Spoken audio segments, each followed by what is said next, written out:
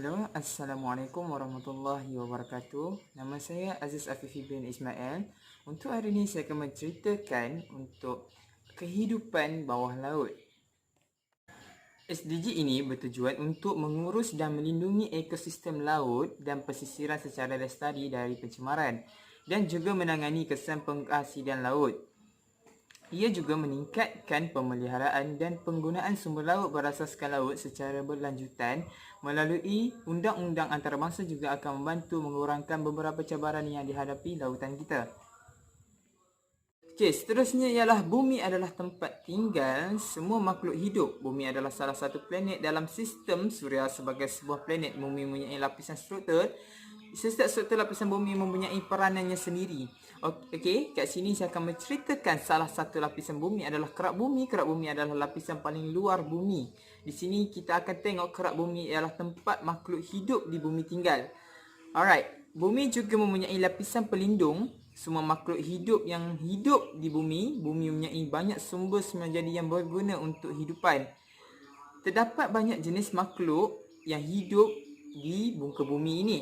Terdapat manusia, haiwan dan tumbuh-tumbuhan. Makhluk hidup ini hidup bersama di setiap ekosistem di bumi, sama seperti berbagai makhluk di bumi. Ekosistem di bumi juga mempunyai pelbagai jenis dengan keunikannya sendiri, seperti ekosistem sungai yang tentunya berbeza dengan ekosistem tasik, atau ekosistem hutan yang juga berbeza dengan ekosistem padang pasir. Setiap ekosistem mempunyai peranan, keunikan dan keseimbangan tersendiri. Walau bagaimanapun, keseimbangan ekosistem di bumi mula mengalami kejutan. Kejutan ini adalah akibat kerakusan manusia yang enggan berkongsi bumi dengan makhluk yang hidup lain. Kemunculan perubahan iklim adalah hasil dari manusia yang bebas mencemarkan alam sekitar. Kerosakan yang disebabkan oleh manusia telah menyebabkan banyak ekosistem dan haiwan yang terancam punah. Lautan menyediakan sumber semula jadi utama, termasuk makan, ubat, biofuel, produk lain. Menjaga lautan yang sihat akan menyokong iklim dan usaha penyesuaian. Kawasan terlindung menyumbang kepada pengurangan kemiskinan dan meningkatkan hasil tangkapan ikan. Lautan juga dapat membantu meningkatkan kesetaraan gender kerana wanita dapat melakukan banyak pekerjaan di industri perikanan skala kecil. Persekitaran laut juga merupakan rumah yang indah. Pelbagai makhluk yang cantik dan indah, dari organisma bersel tunggal hingga haiwan terbesar yang pernah hidup di bumi iaitu ikan paus biru, mereka juga merupakan rumah bagi terumbu karang, salah satu ekosistem yang paling pelbagai di planet ini. Seterusnya ialah penyelesaian yang dapat dilakukan adalah untuk laut terbuka dan di kawasan laut. Kelestarian dapat dicapai melalui dari peningkatan kerjasama internasional untuk melindungi habitat yang rentan. Membentuk sistem pemerintahan yang dilindungi secara adil harus dilindungi untuk memelihara keanekaragaman hayati dan memastikan masa depan yang berterusan untuk industri perikanan. Di peringkat tempatan, kita mesti membuat pilihan yang sesuai dengan lautan, seperti ketika membeli produk atau makan makanan yang berasal dari lautan, dan hanya makan apa yang kita perlukan.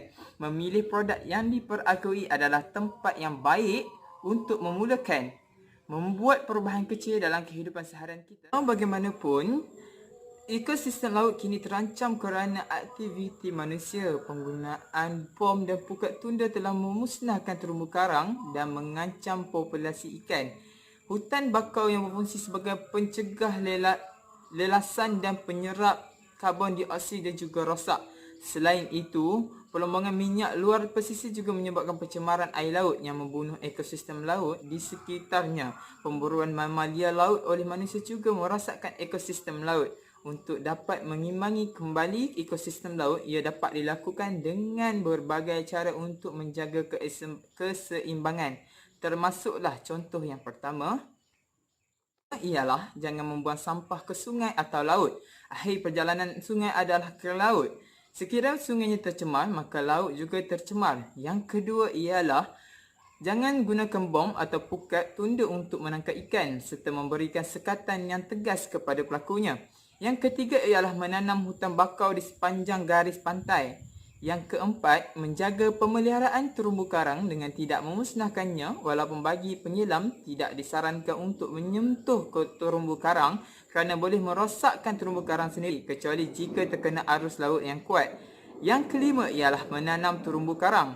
Yang keenam, menjaga kebersihan pantai dengan tidak membuang sampah di pantai, terutamanya gabus yang boleh menjadi toksik kepada ekosistem laut.